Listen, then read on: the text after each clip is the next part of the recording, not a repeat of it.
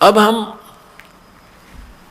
उन्हीं सदग्रंथों को ग्रहण करेंगे, उस ज्ञान को ग्रहण करेंगे जो हमारे सदग्रंथों में विद्यमान है। तो प्रसंग चल रहा है, परमात्मा कहते हैं कि पीछे लग गया जाऊं था लोक वेद के साथ, रास्ते में सतगुरु मिल गए और दीपक दे दिया हाथ। अब कबीर परमात्मा ने इस दास को मेरे पूज्य गुरुदेव के माध्यम से ये तत्व ज्ञान रूपी दीपक मुझे दे दिया। अब उस रोशनी में, उस टॉर्च में ये दास आप भी उसी ठीक रास्ते से जा रहा है, और जो दास पर विश्वास करते हैं उनको भी वो टॉर्च दे देता हूँ जो मालिक ने मुझे दे रखी है। और आप भी फिर उसी टॉर्च के को देख देख कर चलोगे, भटकोगे नहीं मार्ग को। अब जब हमारी आंखें बनेगी, अंधा तो कहीं भी कोई भ्रमित कर सकता उसको। तो पहले दास चाहता कि आपकी आंखें बनाऊं, इनको आंखों का की रोशनी लाऊं, यानी तत्व ज्ञान रूपी ये ज्ञान आपको दूं, और ये चश्मा समझो, और मोतियाबिंद का ऑपरेशन करूं। ये बरवाला आश्रम में ही केवल ये मोतियाबिंद का ऑपरेशन है ज्ञान का, न विश्व में कहीं पर भी ज्ञान नाम की चीज नहीं। ये सत्कर मालूम।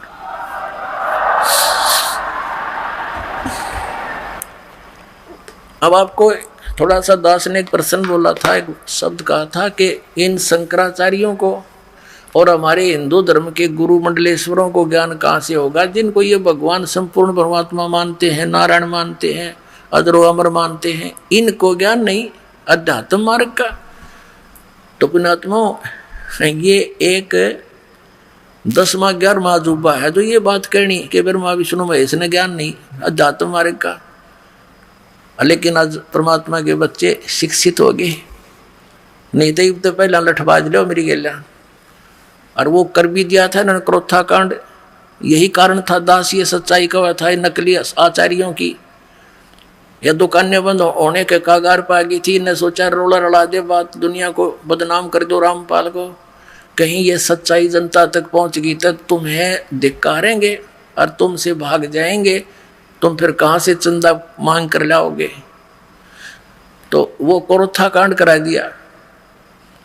लेकिन वो लीला थी दाता की, अपनी समर्थता दिखाई, आज सच्चाई ऊपर आई और पूरा विश्व धिक्कारेगा उन दुष्ट लोगों को जिन्होंने इतना दूर कर दिया समाज को, जो बहुत पहले हमारे पास आकर कल्याण कराना था।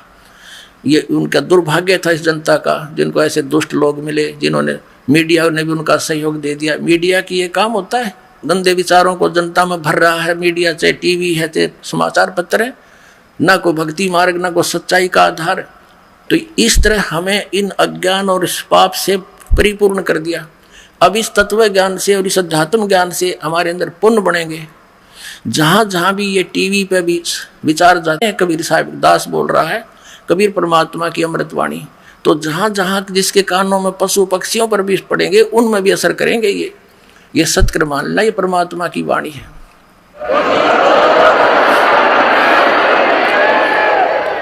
और जो आज तक हमने जितना भी पाप इकट्ठे किए, ये वाणी के कुछ पाप ऐसे इस वचनों से खत्म होते हैं। जैसे पुराने समय में कुछ तो वैद्य लोग अपनी वैद्य दवाइयों से इलाज करते थे, सर्प दंश का, सर्प काटे का, और कुछ सिद्ध कर लेते थे मंत्रों को, वेद मंत्रों को, जो सर्प के विष को खत्म कर देता था, मंत्र बोल बोल के, वो वाणी उच्चारण कर करके। तो जैसे कोई सर्प डसा हुआ व्यक्ति बेहोश पड़ा है, अचेत, और वो मंत्र बोल रहा है, बोलने वाला गारडू वो सुन नहीं रहा वो व्यक्ति, लेकिन वो मंत्र उसकी बॉडी पर असर कर रहे हैं, उसकी आवाज बोल, वो मंत्र की जो आवाज है, वचन, और धीरे धीरे उसका सर्प का वो विष उतर जाता था और वो सचेत हो जाता था। तो ऐसे पुण्यात्माओं, ये अमृत वाणी परमात्मा कबीर जी द्वारा दिया गया जो तत्व ज्ञान है, ये सब सिद्ध वाणी है। लेकिन ये आम व्यक्ति के माध्यम से बोली गई तो उससे तो फिर वो असर करेंगी नहीं, क्योंकि कोई भी जैसे सिरंज है और सिरंज डिफेक्टिव है, उसमें स्वयं ही कुछ और डंगा है और उसके माध्यम से दवाई वह काम ना करे, रिएक्शन और करेगी। तो परम संत जो उसका अधिकारी, उसके माध्यम से फिर वही वचन, वही औषधि बोली दी जाएगी कानों के माध्यम से, तो वो तुरंत असर करेगी। और जो नहीं सुन सकता, नहीं समझ सकते, पशु पक्षियों पर भी ये उस गार्डू के मंत्र की तरह काम करेगी। और जैसे अब टीवी पर चल रहा है ये प्रोग्राम, जनता को सभा गया ये सच्चाई, क्योंकि समझदार बुद्धिमान व्यक्ति है। आज कोई बालक नहीं, कोई इसको ढूंढना में बल हो जाए। अब तो दूध के जले हुए फूक मार मार कर पीवेंगे इस लस्सी को भी। तो दास चाहता है कि अच्छी तरह समझें, खूब ध्यान से सुने, 100 बार सुने, और फिर नाम लेना हो, आते कल्याण हो जाएगा, असमंजस में ना रहे। तो ये जो ज्ञान है, अब इस मीडिया का काम ये चाहिए था कि इस ज्ञान को पूरे विश्व में फैलावे, और इसका असर होगा सब प्राणियों पे, और जो इसमें सहयोग देता उसको भी पुण्य होता है। अरे नकरा सारा उल्टा काम कर्म फोड़ दिया, अपने अपने भाग बिगाड़े और जनता को भगवान से दूर करने के ये महापापी हो गए। अब दास की प्रार्थना है कि पीछे हुआ सो हुआ, अब तो समाज जागना चाहिए, और एक दिन आवेगा, याद रख लेना। इस परमात्मा के दास जो बोल रहा है भगवान की वाणी, इसके अतिरिक्त कोई सत्संग टीवी पर नहीं रहेगा, ये याद रख लेना इस बात को। वो ज्ञान है, सारी बकवास सुनाने लग रहे, वही सतनाम, वही सतलोक, वही सचखंड, वही राधा स्वामी धाम, वो सतनाम, ये इनके सत्संग शर न पैर किसी का।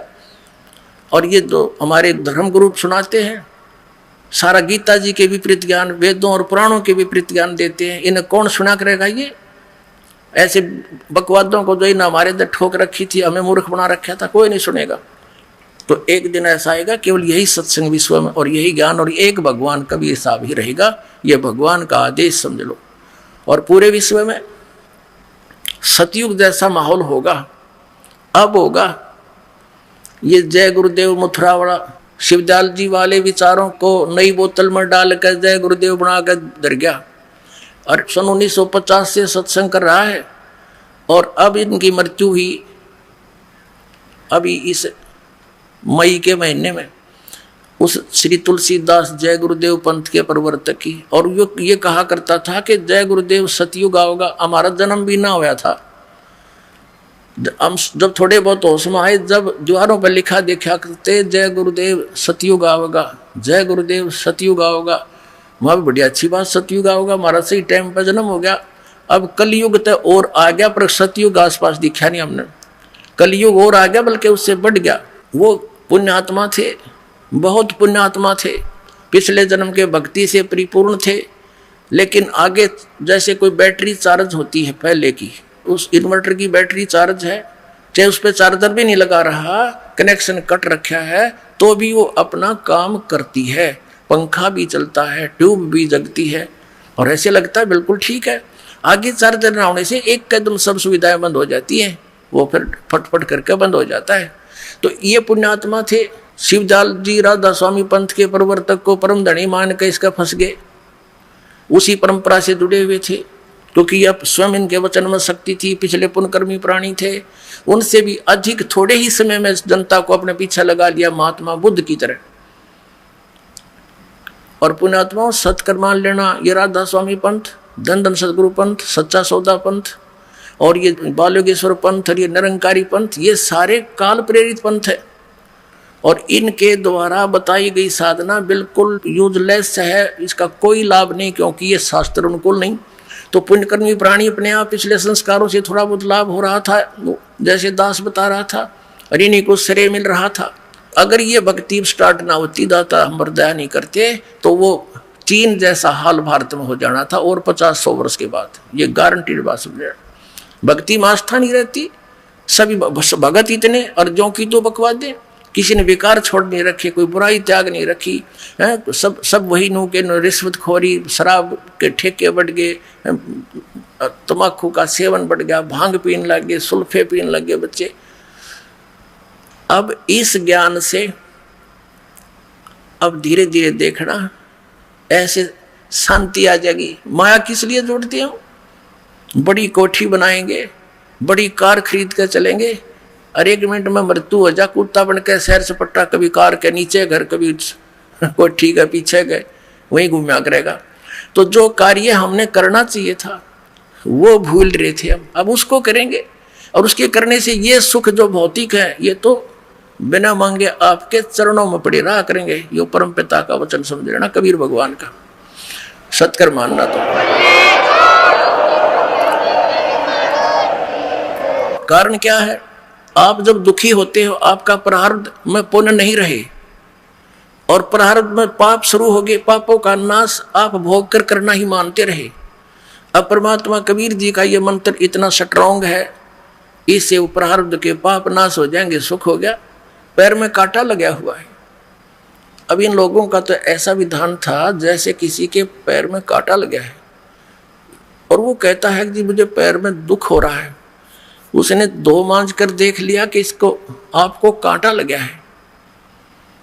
अब उसको कोई कहे भी फिर क्या समाधान है कि देखो कांटा तो निकलेगा नहीं, जूता पहन ले, आगे कांटा नहीं लगेगा। अब कांटा लगे पैर में, जूता पहना नहीं जा सकता, वो तो कांटा निकले और फिर जूता पहने, और इस डर से पहनेगा कहीं फिर ना कांटा लग जा। तो पुण्यात्माओं, इस सतलोक आश्रम में कबीर परमात्मा आपके प्रारब्ध कर्म में लगे हुए उन पाप कर्म रूपी कांटों को निकालेगा और फिर राम नाम का जूता देगा आपको। आप इस डर से नहीं उतारोगे हे भगवान कहीं फिर ना दुख, फिर आपत्ति ना आ जाए। तो फिर दास जो आपको मर्यादा बताओगा कि ये हानि करेंगी, तो आप कैसे कर दोगे उनको? आप सपने में भी ना करो उस गलती को जिससे इतनी आपत्ति आपके आ गई थी। तो इस कारण से आप, हमारा समाज एकदम मानव समाज बुराइयों से ऐसे बहुत दूर हो जाएगा। अब हमारा माहौल खराब हो गया, सब जगह कोई ड्रिंक कर रहा है, कोई बीड़ी सिगरेट पी रहा है, कोई सिनेमा देख रहा है, कोई बकवाद कर रहा है। तो हमारे बच्चे फिर उनके सराउंडिंग रहते हैं तो वो सारे ऐसी बुराई करके अब हमारी बहुसंख्या हो जाएगी बुराइयों से दूर रहने वालों की। तो हमारे संग में आएगा, उनको भी हम ना भाई यहाँ नहीं पीना, जब मैं हाथ नहीं लगाऊंगा, हमारे घर में भी मत पीना, हमें हानि हो जाएगी। तो वो भी लज्जा आएगी उनको। एक भगत कह रहा था जी मैं तो इस मेरे भतीजे ने भगत बना दिया। बोला कैसे? कि मेरे छोटे भाई का लड़का, मुझे बहुत प्रेम उसमें, और कहीं नौकरी करता था, साल भर के बाद आया, मैंने उसको प्यार से अपने लगा उठाया गोदी से, तो मेरे मुंह से बीड़ी की बदबू आ रही थी। तब तो वो चुप रहा, उसको पता नहीं ये कहाँ से आ रही है। फिर मैंने बीड़ी लगाई, कहने लगे ताऊ जी नहीं, यहाँ पीना भी नहीं हमारे घर पे, इसको फेंक दे, बहुत बुरी चीज है। मैंने जैसे तैसे करके, वो कहता रहा, मैंने पी ली, उठ के चला गया, मैं तेरे से बात नहीं करूंगा। अब वो ऐसे ही करता रहा, कई बार मन में शर्म आने लगी कि छोटा सा बालक और ये ढूंढे या बुरी चीज मैं पीऊँ। बोला मैंने वह फेंकनी पड़ी, नाम तल लिया और बाद में, पर उसके कहने से बुराई छोड़नी पड़ी। तो पुण्यात्माओं, ऐसी स्थिति आएगी। अब तो एक दूसरे ने बुराई का लगा रहे हैं, न पीले पीले के फर्क पड़ा, ला एक गुट्टी ला ले हैं, और फिर ना भाई खबरदार इसका हाथ ना लगे, दूर हमारे पास ना पीना, मेरे सिर में चढ़ जाती है। और सचमुच ऐसा ही होगा आपके कुछ दिनों में। तो इस पूरे विश्व में ये बहुत जल्दी हटेगी, सब दुखी है। ये कोई खान पीन की चीज है, मांस शराब और ये बकवास बीड़ी। एक तम्बाकू हुक्का पीने वाला व्यक्ति, एक सिगरेट वाला हुक्का पीता है, धुआं छोड़ता, पूरे घर के वातावरण में घोल देता उसको। तो वो उसका पिया हुआ उसके बच्चे भी पीवे, उसके सासों द्वारा अंदर जा, उसकी पत्नी, बच्चे, बहन, भाई, सब वो सब का नाश कर रहा है। तो इस प्रकार इस बुराई से हमने दूर होना पड़ेगा। होंगे ही, हम बालक थोड़े ही हैं, और परमात्मा साथ देगा इस जीव का। नहीं, जीव के बस का नहीं, बुराई छोड़ दे, मालिक का सहयोग भी आपके साथ रहेगा। अब दास आपको एक प्रसंग, एक कंसेप्ट क्लियर करने चला है कि दास ने एक वचन बोला कि ब्रह्मा विष्णु महेश को ही अध्यात्म ज्ञान नहीं, तो इन हमारे आचार्य शंकराचार्यों और गुरु धर्म गुरुओं को कहाँ से होगा? अपने आत्माओं, हम इन अपने धर्म गुरुओं से पूछा करते थे कि ब्रह्मा विष्णु महेश ये इनके कोई माता पिता हैं? ये कहा करते तो अजन्मा है। कुछ एक तो ये कहा करते ब्रह्मा की तो मृत्यु होती है, उसका तो सीमा है, आयु का समय है, लेकिन शंकर जी और विष्णु जी ये अजर व अमर है, ये तो अविनाशी तत्व हैं, इनकी मृत्यु नहीं होती। और फिर कोई इनसे पूछता कि ब्रह्मा विष्णु महेश किसकी भक्ति करते हैं, तो कोई तो हमारे ये नकली धर्मगुरु कहा करते या अपने स्वरूप का ध्यान करते, क्योंकि अयम आत्मा ब्रह्म, कि आत्मा ही ब्रह्म है, अहम ब्रह्मास्मि, उस वाक्य को, अपने उस अज्ञान वाक्य को और प्रमाणित करने के लिए अब ना इन्होंने सदग्रंथों को आधार बनाया, अब पुराणों को ये सत्य मानते हैं। हमारे धर्मगुरु, पवित्र हिंदू धर्म के धर्मगुरु जितने भी हैं, ये पुराणों को सत्य मानते हैं। और फिर ये कहते हैं भगवान विष्णु या भगवान शंकर जी ये किसी का ध्यान नहीं करते। और कोई कहता नहीं किसी का ध्यान नहीं करते। कोई क्या कहता है कि श्री विष्णु जी, शंकर जी श्री राम का ध्यान करते हैं, और कोई कहता है कि कृष्ण जी का ध्यान करते हैं। इतना मूर्ख बना रखा है हमारे को। अब ये किसका ध्यान करते थे ये आपको दिखाते हैं। और ये कहते हैं, कोई तो कहता है नहीं ये किसकी भक्ति करते हैं, तो ऐसा कुछ नहीं है, कोई नहीं करते। अब दिखाते हैं आपको इनकी जीवनी में। तो पुण्यात्माओं, हमारे लिए हमारे ग्रंथ आधार थे, आज भी इनको आधार मानकर हम अज्ञान को हटा सकते हैं। देखिएगा, श्रीमद् देवी भागवत गीता प्रेस गोरखपुर से प्रकाशित है। संक्षिप्त श्रीमद् देवी भागवत यानी देवी पुराण, संपादक हनुमान प्रसाद पोदार, चिमनलाल गोस्वामी। और ये गीता प्रेस गोरखपुर से प्रकाशित है और वहीं से मुद्रित है। मुद्रक प्रकाशक है मुद्रक गीता प्रेस गोरखपुर, गोविंद वन कार्यालय कोलकाता का संस्थान। ये इनके फोन और फैक्स नंबर है। यहाँ देखिएगा, हम इसको पढ़ेंगे पहला स्कंद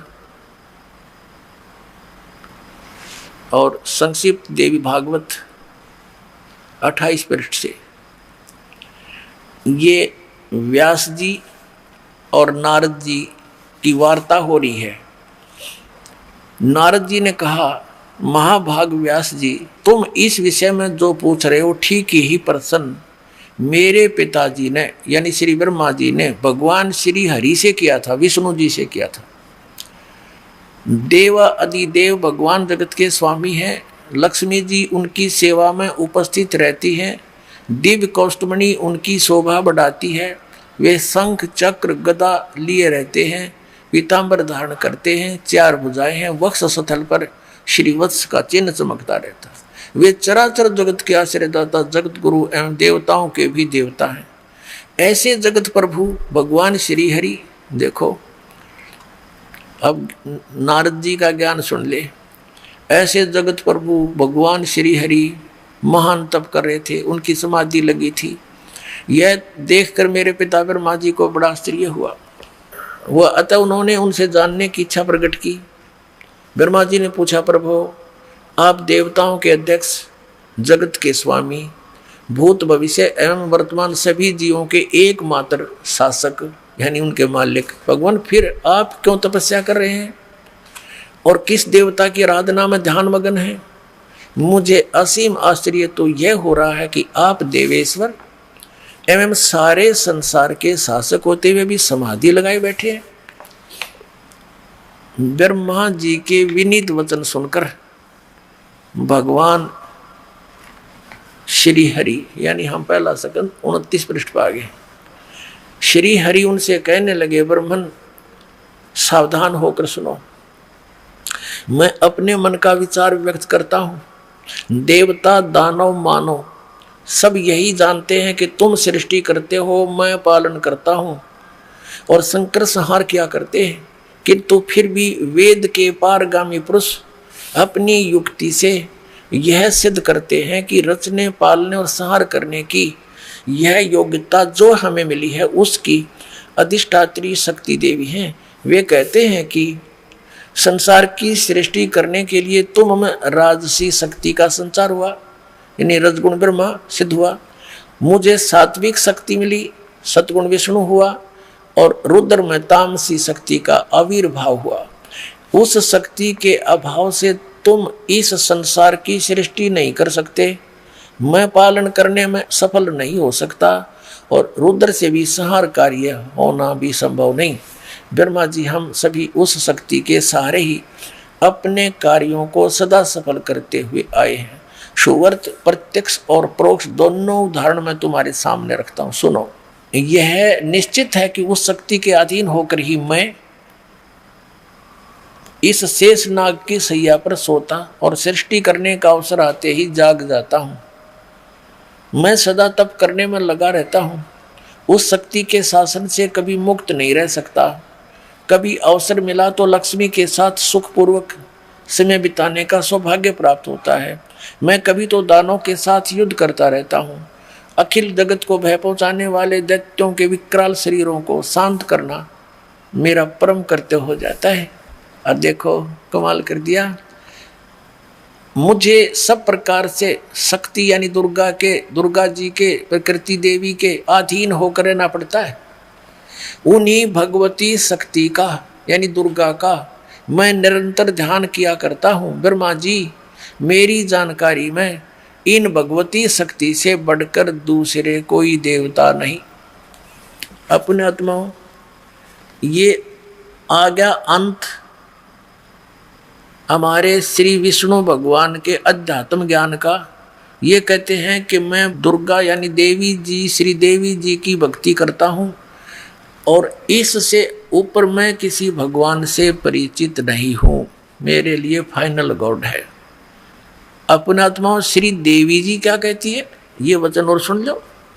अब इस शिक्षा का आपके लिए एक वरदान होगा कि हम भगवान पहचानेंगे और भक्ति कोई कठिन नहीं, 2 मिनट में अपना सत भक्ति हुई, सब एक रस समाज हो गया तो रोज भक्ति बढ़ेगी। अब तो हमारे को नियम खंडित करवा देता है समाज में, ये ज्ञान अभी फैला नहीं है तो विरोधी घने हो जाते हैं हमारे बच्चों के। धीरे धीरे सब ठीक हो जाएगा। अब देखना, अब देवी जी क्या बताती है।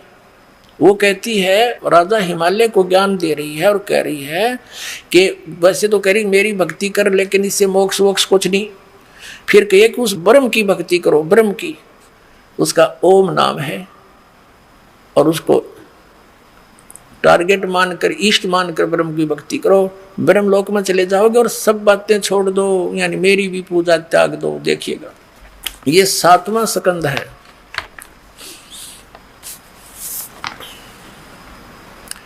संक्षिप्त देवी भागवत 562 पृष्ठ पे देवी द्वारा हिमालय को ज्ञानोपदेश यानी ब्रह्म स्वरूप का वर्णन।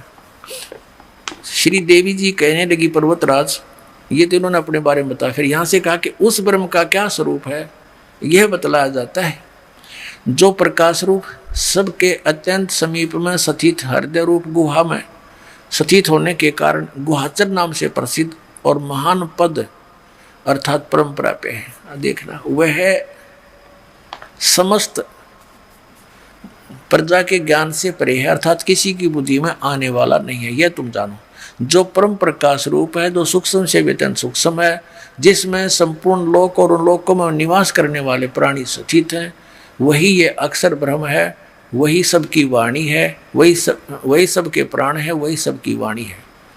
अब देखो, दुर्गा के ज्ञान से भी परिचित होते चलना। श्री दुर्गा जी के ज्ञान से वो ब्रह्म को अक्षर ब्रह्म कह रही है, जबकि यह सर ब्रह्म है। फिर भी ध्यान से सुना, वही उसी सबकी वाणी है, सबका मन है। यह परम सत्य और अमृत अविनाशी तत्व है। सौम्य, उस वेदने योग्य लक्ष्य का तुम वेदन करो, मन लगाकर उसमें तन्मय हो जाओ। ये तो वही बात आगे नीचे आते हैं। उसका ओम नाम है और ब्रह्म को लक्ष्य मानकर जीवात्मा जाप करे। यहाँ स्पष्ट कर दिया, उस एकमात्र परमात्मा को ही जाने, दूसरी सब बातों को छोड़ दे। अर्थात मेरी पूजा भी मत करना और कोई पूजा नहीं करना, केवल एक ब्रह्म की पूजा करो। यही अमृत रूप परमात्मा के पास पहुंचाने वाला पुल है। संसार समुद्र से पार होकर अमृत स्वरूप परमात्मा को प्राप्त कराने का यही सुलभ साधन है। इस आत्मा देखो लिखा है कि अंतर्यामी रूप से वर्तमान है। इस आत्मा का ओम के जप के साथ ध्यान करो। इससे अज्ञान में अंधकार से सर्वथा परे और संसार समुद्र से उस पार जो ब्रह्म है उसको पा जाओगे, तुम्हारा कल्याण हो। यानी ओम नाम जाप करो, ब्रह्म को इष्ट मानकर, नथिंग एल्स, और कोई नहीं पूजा करनी, तो वहां उसको पा जाओगे, तुम्हारा कल्याण हो। वो कहाँ रहता है ये देखना, 563 पृष्ठ पे। वह यह सबका आत्मा ब्रह्म ब्रह्मलोक रूप दिव्य आकाश में स्थित है। हो गया, ये ब्रह्मलोक में रहता है वो ब्रह्म, और ओम नाम का जाप करो, ब्रह्मलोक में चले जाओगे उसके पास। इतना सा ज्ञान देवी ने दिया। अपनात्मा श्री देवी जी ने एक बात और स्पष्ट किया है कि वेदों को छोड़कर यानी और किसी भी ग्रंथ का आश्रय लेकर आध्यात्मिक साधना मत करना, वो ज्ञान भ्रमित है। इसके दिखाते हैं आपको, ये 7वां स्कंद और संक्षिप्त देवी भागवत 570 से लेंगे हम। यहाँ से प्रसंग चल रहा है। श्री देवी जी कहती है, राजन यानी पर्वतराज, ये हिमालय को बता रही है, हिमालय को श्री देवी बता रही है। क्या बता रही है, यहाँ आ जाते हैं हम 571 अपने काम की बात पढ़ेंगे 571 पर। वेद में कहे गए धर्म का परित्याग करके जो अन्य धर्म का अवलंब लेते हैं, राजा को चाहिए कि उन अधार्मिक व्यक्तियों को अपने राज्य से निकाल दे। ब्राह्मण लोग उन अधर्मिकों से न बातें करें और न उन्हें अपनी पंक्ति में बैठावें। और देखो फिर क्या लिखा है कि इस जगत में तरह तरह के अन्य जितने शास्त्र हैं वे सभी श्रुति और समृति से विरुद्ध होने के कारण तामसी कहे जाते हैं। उन शास्त्रों का नाम है वाम, कपाल, कौलक और भैरागम। शिव ने मोह में डालने के लिए यानी धोखा देने के लिए, मूर्ख बनाने के लिए इन शास्त्रों का प्रतिपादन किया है। इनमें कहीं कहीं वेदों से अविरुद्ध अंश हैं, यानी वेदों के अनुसार ही हैं। वेदज पुरुष उस अंश को ग्रहण कर ले तो कोई दोष नहीं। वेद से भिन्न अर्थ को स्वीकार करने के लिए द्विज सर्वथा अनधिकारी है। अतएव वैदिक पुरुष सम्यक प्रकार से प्रयत्न करके वेद का ही आश्रय ले, यही शाश्वत धर्म है। अब इसमें आपने ये तो पढ़ा, थोड़ा सा और कंसेप्ट क्लियर कर दें कि वर्तमान के ब्राह्मण ये जो थे, ये हमारे जो आदि शंकराचार्य और जितने वर्तमान के शंकराचार्य ये ब्राह्मण हैं सारे। हिंदू धर्म के गुरु ब्राह्मण थे, ये ब्राह्मण हैं, कलयुग के ब्राह्मण। और इन कलयुग के ब्राह्मणों को इस देवी पुराण में क्या संज्ञा दी है ये पढ़ा दूं थोड़ा, क्योंकि ये हमारे धर्मगुरु इन कहते हैं कि हम पुराणों में जो लिखा सत्य मानते हैं। तो कृपा इन एक बार फिर पढ़ लो और सुधर जाओ। दास की यही प्रार्थना है, समाज शाना हो गया। देखो ये वही देवी भागवत चल रही है, आपको दिखाते हैं 471 414 पृष्ठ पर दिखाते हैं। ये 6वां स्कंद है और संक्षिप्त देवी भागवत पृष्ठ 414। यहाँ से हम शुरू करते हैं। जन्मेजय ने पूछा, महाभाग किस युग में कैसा धर्म का स्वरूप है, इस संपूर्ण विषय को विशेष रूप से बताने की कृपा कीजिए। व्यास जी बोले, व्यास जी बता रहे हैं। व्यास जी के ज्ञान का सुन लेना, कितना ज्ञान है इसको। राजन, ये निश्चय है कि सतयुग में ब्राह्मण वेद के पूर्ण विद्वान थे। उनके द्वारा निरंतर भगवती जगदम्बा की आराधना होती थी। भगवती का दर्शन करने के लिए उनका मन सदा ललायित रहता था। अब देख लो, हमारे सतयुग के ब्राह्मणों के बारे में वेद व्यास जी बता रहे हैं कि वो वेद के पूर्ण विद्वान थे और दुर्गा की पूजा करा करते है। इनमें कल्पित है, इन पढ़ा वेदों को। दुर्गा तो कह रही है कि और किसी की पूजा नहीं करनी, मेरी भी पूजा छोड़ दे और केवल एक ओम जाप है और ब्रह्म को उद्देश्य से इष्टमान और उसकी पूजा कर ब्रह्म लोक में जाएगा, जब तेरा कल्याण होगा। बाकी तक की तड़ले ढोए जाओ, बकवाद करते रहो अपने आत्माओं। और व्यास जी के ज्ञान का पता लग गया आपने, ये कितना विद्वान था। अब पुण्यात्माओं ये ना समझना कि किसी ने वेदों को लिपिबद्ध कर दिया, पुराण लिख दिए। वेद उन्होंने लिखे हैं, उन्होंने बोले नहीं। जैसे यू ज्ञान बोला किसने, श्री कृष्ण में प्रवेश करके इस काल भगवान ने, ब्रह्म ने बोला और लिख दिया वेद व्यास में, फिर उसने प्रवेश करके लिखवा दिया। तो इसमें वेद व्यास का था खोखा प्रयोग किया, उसने खुद ज्ञान कति नहीं था। इसमें क्या लिखा वेदों में, तो इसलिए कह रहा है कि सतयुग के ब्राह्मण वेद के पूर्ण विद्वान होते थे, दुर्गा की पूजा करते थे। और दुर्गा जी कह रही है और सब पूजाएं मेरी भी त्याग दो, ब्रह्म साधना करो। ओम नाम का जाप करो, नथिंग एल्स, और ब्रह्म लोक की साधना प्राप्त होगी। और फिर ब्रह्म क्या कहता है वो आपको बताएंगे। अब पहले आगे चलते, देखिए ये 414 पर हम पढ़ रहे हैं। व्यास जी उत्तर दे रहे हैं कि हे राजन, निश्चय ही सतयुग में ब्राह्मण वेद के पूर्ण विद्वान थे। उनके द्वारा निरंतर भगवती जगदम्बा की आराधना होती थी। भगवती का दर्शन करने के लिए उनका मन सदा ललायित रहता था। प्रत्येक गांव में शक्ति मंदिर का उद्घाटन हो, इस विषय की उनके मन में बड़ी उत्सुकता थी। यानी मंदिर के लठ भी इन नन गढ़वारा के सतयुग तो प्रारंभ हो रहे वेद विरुद्ध ज्ञान करते हुए। अब देखो यहाँ क्या बताया है इसी में 414 पृष्ठ पे संक्षिप्त देवी भागवत छठा स्कंद के चारों युगों के ब्राह्मणों की सतिथि बताते हुए व्यास जी आ रहे हैं। धर्म की यही सतिथि त्रेता में रही, परंतु कुछ ह्रास हो गया था।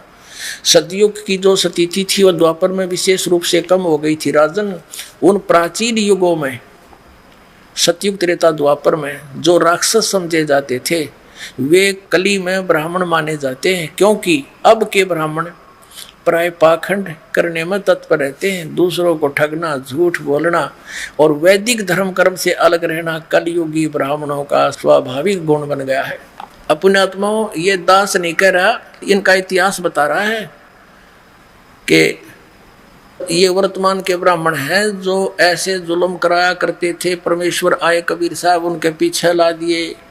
अब सुनाऊंगा आपको कथा, भगवान के साथ ही उन्होंने के जुल्म कराया था। जो यही ज्ञान जो दास आपको बता रहा है और इन सदग्रंथों में दिखा रहा है तो आप मान रहे हो, नहीं तो ये धर्मगुरु ई फिर आग लवा दी थी न, पर समर्थ की ओट थी।